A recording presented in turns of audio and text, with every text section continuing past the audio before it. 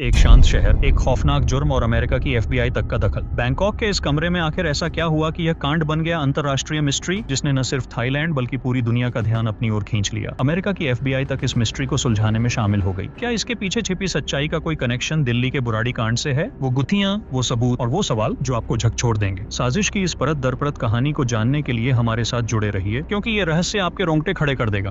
15 जुलाई सोमवार, बैंकॉक का grand heritage hotel, जो अपने शानदार वास्तुशिल्प और लग्जरी सुविधाओं के लिए प्रसिद्ध है, उस दिन कई वीआईपी मेहमानों का स्वागत कर रहा था। इस ऐतिहासिक होटल के रूम नंबर 502 में उस दिन कुछ ऐसा घटा जिसने न केवल होटल बल्कि पूरे शहर को दहला कर रख दिया। सबसे पहले होटल में चेक इन किया शेरलिन चोंग ने। एक अमेरिकी नागरिक, चोंग ने रूम नंबर 502 में प्रवेश किया। चोंग जापान में एक बड़ा हॉस्पिटल प्रोजेक्ट शुरू करने की तैयारी कर रही थी। यह प्रोजेक्ट उनके करियर का सबसे महत्वाकांक्षी लक्ष्य था, लेकिन इसे पूरा करने के लिए उन्होंने इन्वेस्टर से बड़ी रकम ली थी। कुछ घंटों बाद चोंग का साथी और दोस्त मिस्टर वैन होटल में पहुंचे। वह भी एक अमेरिकी नागरिक थे और शेरलिन के भागीदार थे। वह रूम 502 में नहीं बल्कि एक अन्य कमरे में रुके। फिर आया वियतनाम से 4 अन्य मेहमानों का समूह, मिस्टर फू और मिस फंग, जो एक शादीशुदा जोड़ा थे, मिस्टर लन और मिस्टर थान, 2 अन्य निवेशक जो चोंग के प्रोजेक्ट में पैसा लगा चुके थे। इन 5 लोगों ने ग्रैंड हेरिटेज होटल के अलग अलग कमरों में चेक इन किया, लेकिन चोंग ने उन सभी को दोपहर 2 बजे रूम 502 में लंच और मीटिंग के लिए बुलाया। शेरलिन चोंग ने होटल के रूम सर्विस को फोन किया। उन्होंने फ्राइड राइस, सूप और चाय का ऑर्डर दिया।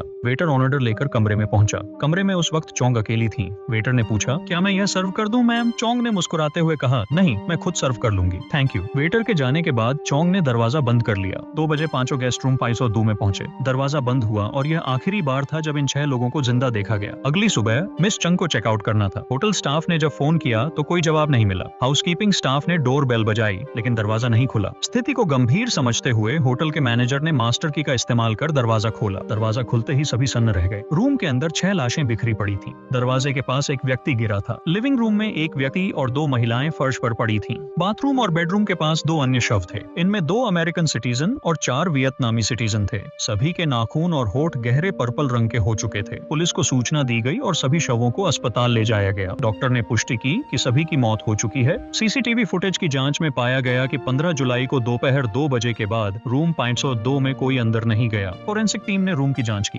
डाइनिंग टेबल पर 6 चाय के कप और भोजन जस का तस रखा हुआ था। जांच के दौरान पता चला कि लंच में आए चाय पॉट और कप्स पर साइनाइड के निशान थे। पोस्टमार्टम रिपोर्ट ने भी मौत का कारण साइनाइड बताया। पुलिस ने इन 6 लोगों की कुंडली खंगाली। जांच से पता चला कि शेरलिन चोंग और मिस्टर वैन, दोनों अमेरिकी नागरिक, जापान में एक बड़ा हॉस्पिटल खोलने की योजना बना रहे थे। वियतनाम से आए कपल मिस फंग और मिस्टर फू ने हॉस्पिटल के लिए $4 लाख इन्वेस्ट किए थे। अन्य निवेशकों ने भी बड़ी रकम लगाई थी, लेकिन महामारी और अन्य समस्याओं के चलते प्रोजेक्ट पूरा नहीं हो पाया। कोरोना महामारी के चलते बहुत सारे प्रोजेक्ट्स रुक गए थे। शेरलिन चोंग और उनके पति का यह प्रोजेक्ट भी उन्हीं में से एक था। इन्वेस्टर्स का पैसा प्रोजेक्ट में लगा हुआ था, लेकिन प्रोजेक्ट आगे नहीं बढ़ रहा था। दबाव बढ़ने लगा। इन्वेस्टर्स का कहना था, या तो हमारा पैसा लौटाओ या कोई ठोस नतीजा दिखाओ। बात यहाँ तक पहुँच गई कि पति पत्नी पर केस कर दिया गया। शेरलिन चोंग ने भरोसा दिलाया, हमारे इरादे नेक हैं, आपका पैसा सुरक्षित है, आइए एक बैठक करते हैं, कोर्ट के बाहर समझौता करेंगे। यही मीटिंग आज ग्रैंड हैथ होटल में होनी थी। इस मीटिंग में कुल 6 लोग शामिल होने वाले थे। 5 इन्वेस्टर्स होटल में पहले से मौजूद थे, जबकि छठे मिस्टर थान किसी और होटल में ठहरे हुए थे। यह मीटिंग पहले जापान में तय थी, लेकिन वियतनामी इन्वेस्टर्स को जापानी वीजा लेने में दिक्कत हो रही थी। तब एक न्यूट्रल जगह बैंकॉक को चुना गया। कमरा नंबर 502 के दरवाजे के भीतर हुई इस त्रासदी ने पूरे शहर में सिहरन पैदा कर दी थी। क्या यह पैसा वापस करने की डील का अंत था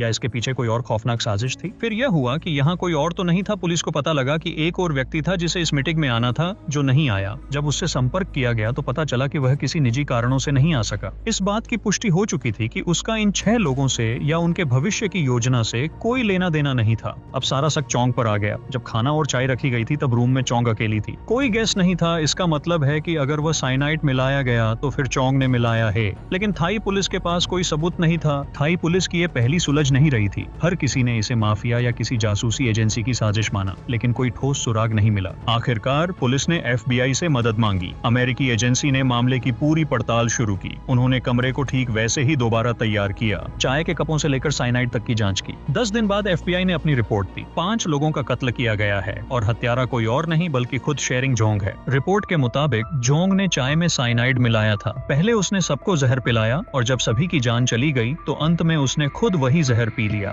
वियतनामी इन्वेस्टर फुयांग ने खुद को दरवाजे तक खींचने की कोशिश की। वह मदद के लिए होटल स्टाफ को बुलाना चाहता था, लेकिन दरवाजे से 3 कदम पहले ही वह गिर पड़ा। दूसरा इन्वेस्टर बाथरूम की ओर दौड़ा। लेकिन वह भी वहां तक नहीं पहुंच सका। एक एक करके सभी गिरने लगे। किसी ने तड़पते हुए दरवाजे की ओर रेंगने की कोशिश की तो किसी ने उल्टियां करते हुए बाथरूम की राह ली। कमरे में अब सिर्फ शेरिंग जोंग बची थी। उसने देखा कि सभी मर चुके हैं। उसने चाय का अपना प्याला उठाया, एक गहरी सांस ली और उसे पी लिया। फिर वह अपने बेडरूम में चली गई। पुलिस ने पाया कि यह कोई अंतरराष्ट्रीय साजिश नहीं थी। यह सिर्फ एक टूटे हुए सपने और असीम हताशा की कहानी थी। शेरिंग जोंग ने अपने प्रोजेक्ट की नाकामी को स्वीकार नहीं किया। निवेशकों का पैसा लौटाने में असमर्थता और जेल जाने का डर उसे इस खतरनाक रास्ते पर ले गया। आज होटल का कमरा नंबर 302 खामोश है। कोई उसमें नहीं रुकता। लोग इसे एक भयानक त्रासदी की जगह मानते हैं। लेकिन सवाल यही है, क्या सपनों का टूटना वाकई इतनी बड़ी तबाही ला सकता है, या यह हम ही हैं जो अपनी विफलताओं को इतना बड़ा बना देते हैं कि उनका भार हमारी जान से भारी पड़ जाता है। यह कहानी सिर्फ 6 लाशों की नहीं है। यह एक सीख है। सपने टूट सकते हैं, लेकिन जिंदगी उनसे कहीं बड़ी होती है। दोस्तों, इस पूरी घटना के बारे में आपकी क्या राय है, कमेंट बॉक्स में जरूर बताएं। और अगर हमारी मेहनत पसंद आई हो तो इस वीडियो को लाइक करते हुए शेयर भी करें। अगर आपने अब तक चैनल को सब्सक्राइब नहीं किया है तो हमारे चैनल को सब्सक्राइब कर लीजिए। धन्यवाद।